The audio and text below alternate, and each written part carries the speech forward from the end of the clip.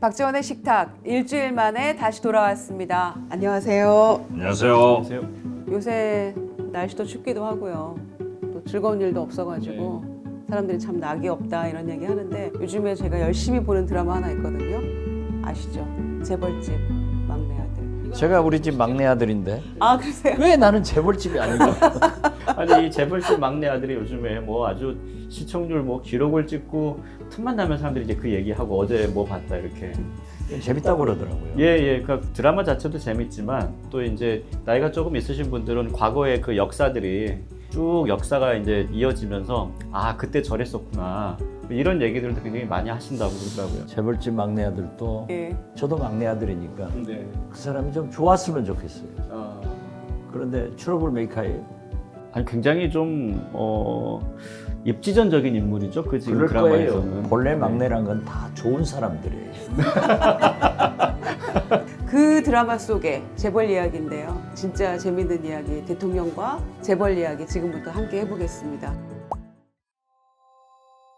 사실은 김대중 대통령 하면 제일 먼저 떠오르는 단어가 바로 재벌 개혁이 아닐까 이렇게 생각을 합니다. 드라마에서도 그랬고 실제로 또 그렇게 하셨고요. 흔히 우리 김대중 대통령을 말씀하면은 친노동, 반재벌 이런 얘기를 하시는데 저는 친노동, 친재벌 정책을 쓰신 분이다. 특히 IMF 외환위기가 와서 개혁을 할 수 있는 천우신조의 기회를 가졌죠. 이때도 재벌 회장들에게 정치자금을 내는 시대는 끝났다. 그렇기 때문에 이익을 많이 내서 세금을 많이 내고 특히 수출을 많이 해서 우리 경제를 노동자들을 많이 채용하는 것이 애국이다. 이렇게 했고 그 재벌을 없애자 이런 생각은 절대 없었어요. 이 선거 과정에서 삼성생명에서 그때 당시 김대중이 대통령 되면은 삼성이 부도난다 라고 해가지고 그 보험 세일스맨 네. 사람들에게 이해창 후보를 강하게 선거운동하게 했다. 그리고 실제로 한 사람들을 제가 5분을 만나가지고 네. 보험 설계사분들을. 그렇죠. 그러니까 주민등록 카피를 하고 녹음을 했어요. 확실한 증거를 확보를 하셨네요. 확보했지. 네. 김대중 대통령이 당선됐잖아요. 예. 실제로 삼성생명에 언론 보도가 났어요.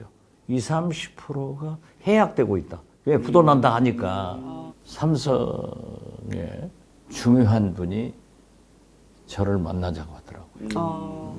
그래서 절대 우리 그런 적 없다. 제가 그랬죠. 왜 거짓말하자.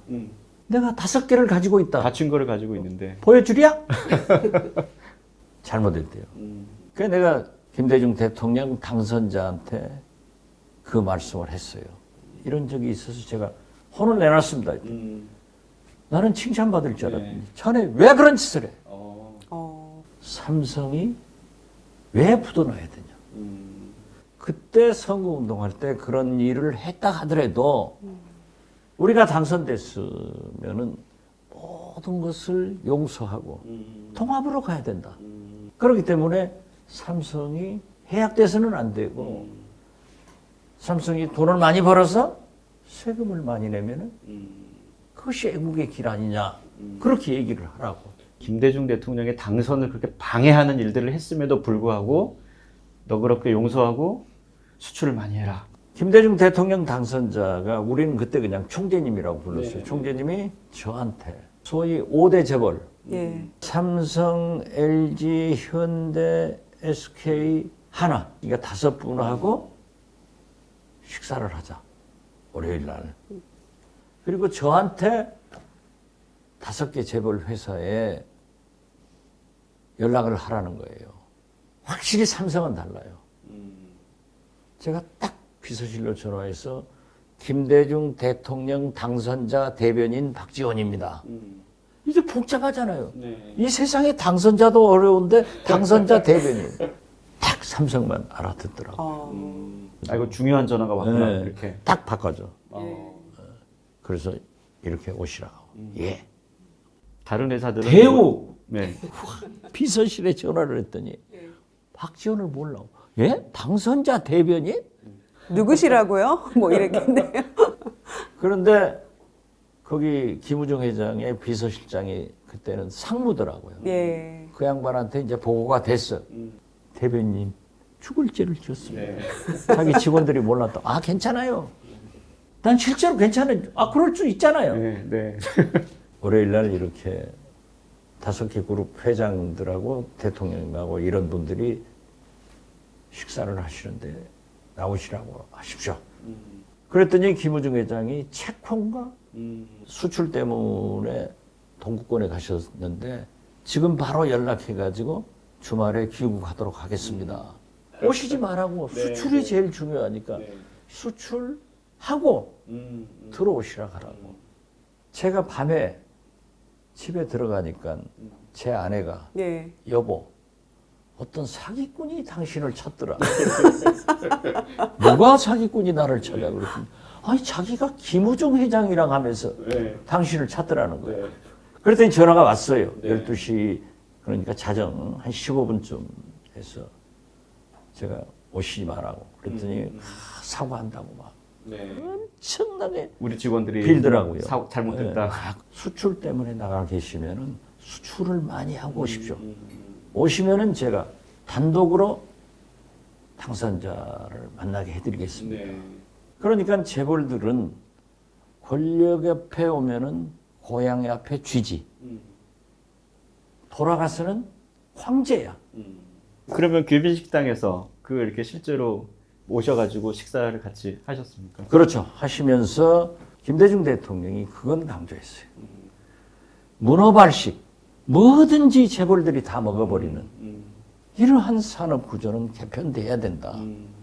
서울에 있는 밤에 보면은 그 빌딩에 5분의 3이 전부 5대 재벌 빌딩들이야. 다 버쩍버쩍 빛나. 이런 나라가 어디 있냐. 미국, 일본 그렇지 않잖아요. 근데 사실 그때 당시 이제 보도된 거는 조금 시종일관 무거운 분위기 속에서 진행이 됐다. 이제 그런 보도도 되긴 했었는데 실제로 실장님은 그 현장에 계셨으니까요. 이제 그 가기 전에 예. 제가 삼성에서 야단친 걸 있으니까 예, 예. 이렇게 20, 30%가 삼성 화재가 해약이 되니 어떻게 할까요? 그랬더니 김대중 대통령 당선자가 나하고 얘기할 때 그 말을 리마인드 시켜라. 나한테 말해라. 예, 예. 그러면 내가 얘기를 하겠다. 그래가지고 김대중이 됐다고 삼성이 네, 부도난 일 없다. 김대중 대통령이 당선되리라고는 나도 몰랐어. 그러니까 재밌는 게 그때는 정치 자금을 많이 낼 때예요. 예. 물론 DJ도 받았어요. 그렇지만은 1997년 대통령 당선되는 해에 정치가 자금법이 개정돼 가지고 후원회 제도가 처음 생긴 거예요. 그래서 정당 후원회는 법인은 2억, 개인은 1억을 내게 돼 있고 이렇게 합법적으로 내게 돼 있으니까 상식 그때 무슨 엑스파일 여기에서 가져왔을 때도 돌려줬어요. 안 받았어요. 그러니까 대통령이 당선되니까 엄청난 기업들에서 당선 사례금을 가져냈다. 이게 몇백억이에요. 그러면 재벌집 내가 막내들이 그때 나온 얘기가 받았어야 되는 거야. 그게 사실이군요. 어쨌든. 그러면 감옥은 조금 더 살더래요. 그래서 제가 하도 겁이 나서 김대중 대통령 당선자에게 보고를 했어요. 그러니까 받지 마라. 지금 대통령 당선자가 당선되면은요, 모든 전화나 면담이 차단되잖아요. 그렇기 때문에 또 청와대를 들어가면은 못 만나잖아요. 박지원 네가 안 받으면은 나한테는 가져올 리 없고. 그때 권동학 고문은 감옥에 있고 예. 또 한 번 새로운 역사를 쓴다. 당선 사례금을 안 받는 최초의 대통령이 되자. 그렇군요. YS 몇백억 받았잖아요. 그러면서 그 자리에서 김대중 대통령 당선자가 얘기를 못했어. 그리고 경제비대위원장인 박태준 위원장님하고 김용환 부위원장님하고 저쪽으로 가서 얘기하시겠다고 그리 옮겨가더라고요. 네. 그래서 삼성생명 관련된 거를 지금 그렇죠. 말씀 못 하신 거잖아요. 그런데 네. 이제 문을 열어놨어요. 예. 그러니까 기자들이 저기서 이제 다 보라보고 있죠. 그 문을 열어놔야 되니까 내가 열었어요. 예. 그래서 내가 안 하셔서 세 분이 얘기하는 데 가서 총재님 이건희 회장한테 말씀할 삼성생명 해제권을 얘기 안 했습니다. 그랬더니 내가 깜빡 잊어먹었는데 지금 가서 자네가 해. 그 이제 그 회장들 딱 있는데 제가 이건희 회장한테 대기업들은 이익을 많이 내서 세금을 많이 내는 수출을 많이 하는 것이 애국의 길이기 때문에 어떤 경우에도 선거 때 그런 일이 있었다고 해서 문제 삼지 않겠다. 해약이 되거나 보복을 하지 않을 테니까 네. 잘 하시라고. 네. 제가 그 얘기를 하니까 예. 이건희 회장은 좀 어눌하신 행동을 하셨잖아요. 언거주춤하게. 이 양반이 90도로 저한테 절을 하는 거예요. 그런데 같이 옆에서 최종건 회장님이 90도로 딱 절을 하더라고요. 이게 이제 정경련 회장으로서 경제 보복을 하지 않는다. 예. 이렇게 되니까 감사의 뜻이죠. 저기 문 열어놨는데 느닷없이 이건희 회장하고 최종건 회장님이 저한테 이렇게 인사를 90도로 절을 하니까 이게 뭐냐? 막 이렇게 그래가지고 이제 그 세 분이 얘기가 끝났어요. 그런데 아직 안 가셨으니까 어떻게 나가겠어요? 대통령이 거기 있는데 못 나가죠. 그렇죠. 그러더니 딱 보고 이건희 회장. 내가 아까 대변인한테 통해서 얘기를 했지만은 절대 그런 일 없다. 흑자내서 수출 많이 해서 세금만 많이 내주라. 절대 그런 일 없다. 하니까는 이번에는 또 이건희 최종현 회장이 두 분이 또 김대중 대통령한테 딱 90도로 절을 해요. 네. 그러니까 이제 그러고 끝나서 나갔단 말이에요. 기자들이 궁금해서 못 살죠. 내가 얘기를 안 하니까 왜 정치자금 안 가져왔냐? 그러고 야단을 김대중 대통령 당선자가 치니까 가져오겠습니다 하고 잘못했습니다 하고 인사를 했냐고 춤을 추는 거예요. 상상의 춤을. 그래서 내가 민주당 총재실 국회에 있는 들어가서 대통령 총재님 이렇습니다 그랬더니 그럼 사실대로 얘기해 줘. 그래서 내가 얘기해 줬죠. 네. 신문에 났어요. 네. 재벌들에게 경제 보복을 하지 않는 그런 김대중 대통령이고 단 IMF 외환 위기가 있을 때 재벌을 개혁하는 호기를 만났기 때문에 여러 가지 정리를 했는데 그 후 최종현 회장이 건강 때문에 물러가시고 김우중 회장이 정경련 회장이 된 겁니다. 예. 여기서부터 김대중의 재벌 구조조정 개혁이 시작되는 거예요. 예. 말씀해 주신 대로 재벌 개혁과 구조 조정, IMF 외환 위기 상황에서 뭐 필수적으로 할 수밖에 없었던 상황이기도 합니다만 당시 재벌들의 반응이 궁금하거든요. 협조적이었는지 또 저항은 없었는지 이런 부분도 궁금합니다. 김우중 회장이 이제 나중에 들어와서 인수위원회로 오셔서 예. 당선자실로 내가 안내를 했어요. 노란 봉투를 가지고 들어왔어요. 그 노란 봉투 속에서 꺼낸 것이 수출만이 IMF 외환 위기를 극복할 수 있습니다. 쉽게 말하면.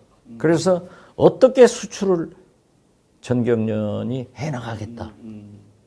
그렇게 하기 위해서는 구조조정안을 정경련에서 가져오라 했거든요. 예. 구조조정을 이렇게 하겠다라고 하는데 이렇게 계시고 나는 옆에서 듣고 있는데 나는 대통령님의 그 생각보다는 김우중 회장이 저렇게 똑똑하니까 돈을 많이 벌었구나. 아무튼 진짜 똑똑하시더라고요. 그러면서 상무, 중복 투자된 업종을 재벌별로 단위로 하자. 그러니까 전자는 삼성, 대우, 자동차는 그때 삼성이 가지고 있었어요. 석유화학은 어디?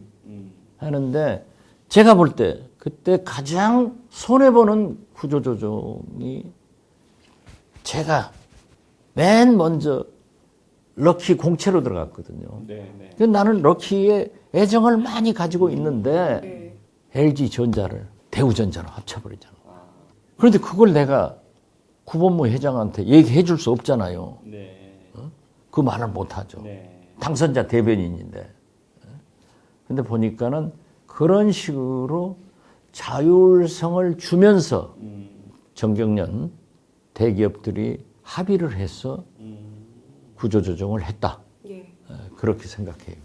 그때 그 재벌 개혁 또 구조조정 이런 부분을 당시에 김대중 대통령이 생각하셨던 그 이상의 성과를 거뒀다고 보세요?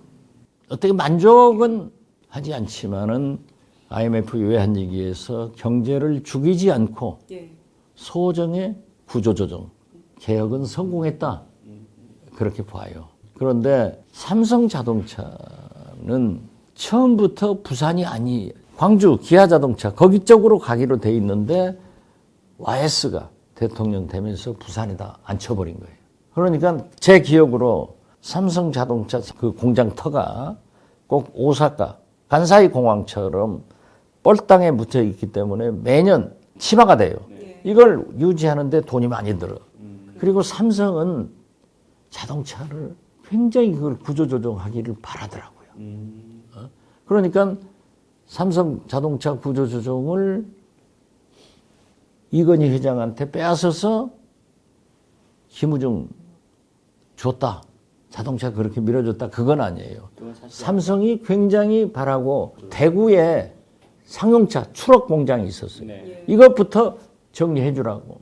저한테도 많이 부탁했어요. 역으로. 그래서 르노 자동차가 인수를 했는데 르노 자동차가 삼성이라는 브랜드를 필요하다.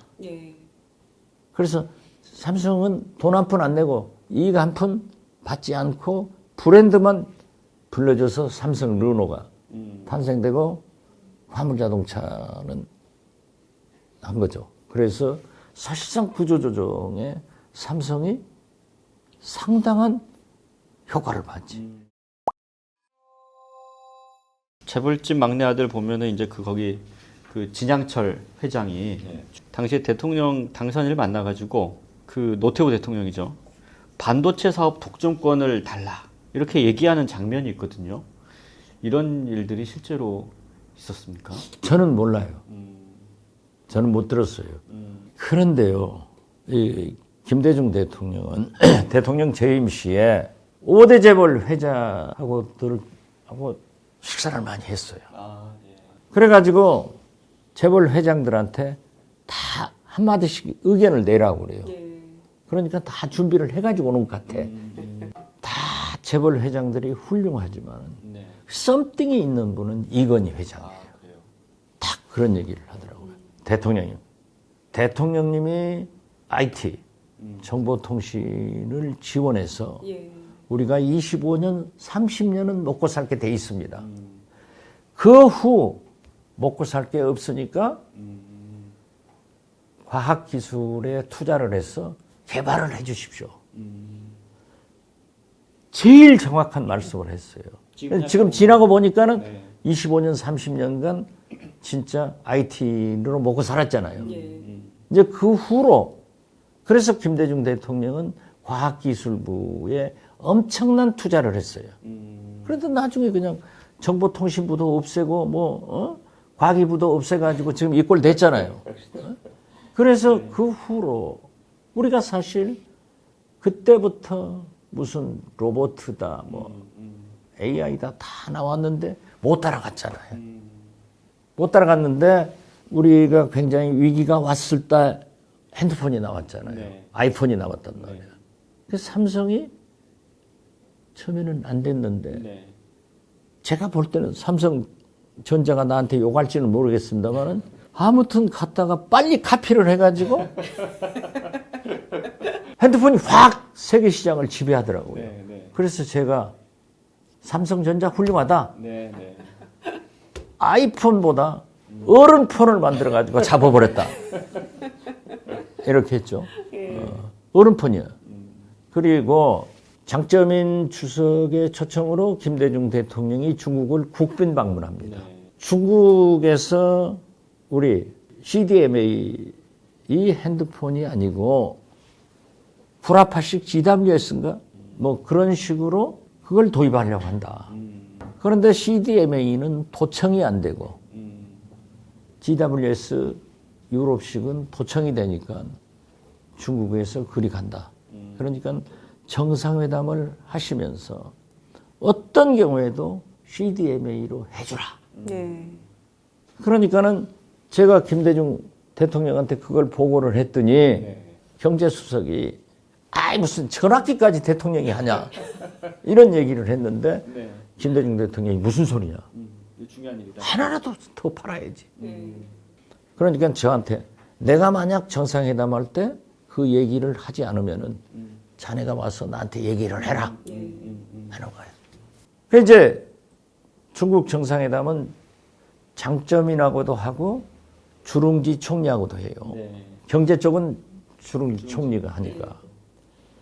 그래서 딱 회담장으로 들어갈 때 대통령님 CDMA요? 알았어. 아, 그렇게 챙기셨군요, 어쨌든. 그래가지고 정상회담에서 주룽지 총리한테 CDMA를 우리 걸 써주라. 우리 훨씬 좋다. 핸드폰이 우리 게 최고다. 그랬더니 주룽지 총리가 김대중 대통령을 진짜 존경해요. 자기가 모택동 때 문화혁명 때 얼마나 많은 핍박을 받았는데 어떻게 김대중 대통령께서는 그 핍박을 받고 살았느냐. 그러니까 장점인 주석은 김대중 대통령한테 형님 따거 이렇게 부르고 그러면서 김대중 대통령님께서 말씀을 하시니까 CDMA로 하겠습니다. 이렇게 해서 따왔다니까. 따왔는데 거기서 입찰을 했어요. 네. 그 후로 입찰을 했는데 삼성하고 LG하고 했는데 LG가 떨어져 버렸어. 너무 비싸게 써가지고. 그래서 김대중 대통령이 화를 확 내시더라고요. 세상에 내가 그렇게 이걸 따다 줬으면은 늘어났는데. 삼성은 됐지만은 LG도 했어야 될 것 아니냐. 그런데 그렇게 핸드폰 많이 팔아먹었으면은 삼성이 핸드폰 하나라도 나 줘야 될 거 아니야? 그런 것이 대통령이 해줘야 되는 일들이다. 해줘야 될 일이고 그러니까요. 그러한 것을 열매를 먹고 잘한 것이 재벌 대기업이라고 하면은 자기들이 돈을 벌면은 상당한 사회 환원도 이루어져야 된다. 국가와 사회에 대한 환원을 해야 되겠죠, 또. 마이크로소프트의 빌 게이츠 보세요. 워런 버핏, 조지 솔로스. 워런 버핏이나 조지 솔로스는요. 주식 투자꾼들이에요. 네. 그렇지만 그 사람들은 막대한 돈을 벌어가지고 거의 49% 정도는 사회 환원해 버렸잖아요. 그러니까 존경받는 거야. 우리 대재벌들은 100% 특혜 받아가지고 먹어가지고 다 먹어버리니까 존경을 안 받지. 요즘에 와서는 사회 환원도 많이 하지만은 아직도 그거 가지고는 안 돼요. 과감하게 해줘야 돼. 네, 아직도 멀었네요. 네, 네. 어찌됐거나 말씀 듣고 보니까 김대중 대통령님이야말로 진정한 이 세일즈 외교의 진수를 보여주신 분이 아니었나 다시금 생각하게 되는데요. 브루나이 가셔서 현대 대금 브루나이 왕 동생한테 2천만 달러 못 받았는데 왕한테 정상회담 하면서 우리 회사가 우리 한국 회사가 2천만 달러를 동생 회사에서 못 받고 있는데 좀 도와주십시오. 하니까는 동생 회사는 형편없으니까 브루나이 왕이 내 재산으로 갚아주겠습니다. 돈 받았다니까? 기가 막히네요. 2천만 달. 그러면 1%라도 줘야 될 거 아니에요? 그 재벌집 막내 아들 드라마 보면 그 극 중에서 진양철 회장 손자하고 극 중에서 현성일보 딸하고 이제 혼인을 하거든요. 근데 마치 이제 이건희 회장하고 중앙일보 홍라희 여사의 결혼 또 이런 것도 떠올리게 하거든요. 뭐 그런 것과 관련된 재미있는 일화는 없으세요? 이건희 회장 따님하고 동아일보 김재호 회장 동생하고 또 결혼도 했잖아요. 지금 김재열 사장이 아주 잘하고 있어요. 그러니까 뭐 재벌들이 권력의 혼맥 같이 하는 것이 저는 뭐 나쁘지 않죠. 그런데 잘하면 좋은데 잘못하면 문제가 있지. 과거에는 재벌들이 정계나 관계의 거물들하고 사돈을 해요. 지금은 달라졌어요. 지금은 달라진 게 국회의원 정치인들 딸 아들 결혼시키기 굉장히 힘듭니다. 나도 우리 딸을 내 친구가 아주 부자예요. 그런데 우리 딸하고 자기 며느리 삼자는 거야. 그래서 나는 안 한다. 너희 집은 부자고 우리 집은 가난한데 내가 했다가 얼마나 고생하냐. 그래서 안 했는데 지금도 그 친구는 그런 얘기를 해요. 그러니까 짝은 옛날부터 헌 집신도 짝이 있다는 거 아니에요. 하늘이 맺어주는 인연대로 해야 되고 자기가 좋아하는 사람하고 해야 돼. 저도 재벌 사이 되려고 했는데 안 했어요. 그렇죠. 나는 우리 와이프하고 7년 연애했는데 거기하고 한다고 이겨서 했죠. 그러니까 우리 형님이 너라도 잘 되면 우리 집안이 얼마나 좋냐. 재벌집 막내 사위 사위가. 했는데. 그런데 나보다 더 잘 된 사람이 어디 있어요? 그거 다 몰라요. 내가 요즘 검찰 조사받고 복당해가지고 찍고 받고 하는데 이게 다 팔자소관이에요. 사주 팔자에 나와 있는데 또 운명이 잘 헤쳐나가는 그런 운명도 있으니까 저는 앞으로도 희망이 창창한 사람이다. 그렇게 생각해요. 그런데 재밌는 게요. 우리 큰딸이 시집을 갔는데 자기 사촌 동서가 아주 정계 거물 딸이야. 동서가 굉장히 친해. 내가 그 사람을 엄청나게 조졌는데 알고 모르고. 처음에는 몰랐지. 몰랐고. 그런데 알고 보니까. 조선일보가 썼더라고요. 이 조선일보가 혼맥을 잘 써요. 그래 내가 우리 딸한테 야 너희 사촌 동서하고 잘 놀아요. 아빠가 이렇게 자기 친정 아버지 조진다고 말하던 아니 절대 그런 얘기 안 해. 우리 안 해. 아빠 더 줘줘. 그게 인연대로 살아야지. 그래서 그 진양철 회장 그렇게 한 것도 옛날이지. 지금은 자기들 좋은 대로 하는 거예요. 실장님도 사랑을 선택하시길 잘하셨어요. 사랑아 무엇이 아까워. 왕관도 버리고 하는데 그러니까 잘하셨죠. 그렇게 계산해서 결혼한 재벌 딸이고 권력 딸이니까 이렇게 결혼하는 사람 치고 못 살아요. 네, 박지원의 식탁 재벌과 대통령에 대해서 이야기 나눠봤는데요. 다음 주에 2편이 계속될 예정입니다. 구독, 좋아요 꼭 눌러주시고요. 다음 주 재벌과 대통령 2편도 기대해 주시기 바랍니다. 감사합니다. 감사합니다. 나 깜방 동기가 많아요. 유명한 분들 많으시고. 뭐 김우중 회장 뭐 지금 살아 계시는 분들 이것도 다 나랑 동기들이야. 정몽구 회장님이 몇 개 드셨어요? 9개를 잡수더라고요. 손이요.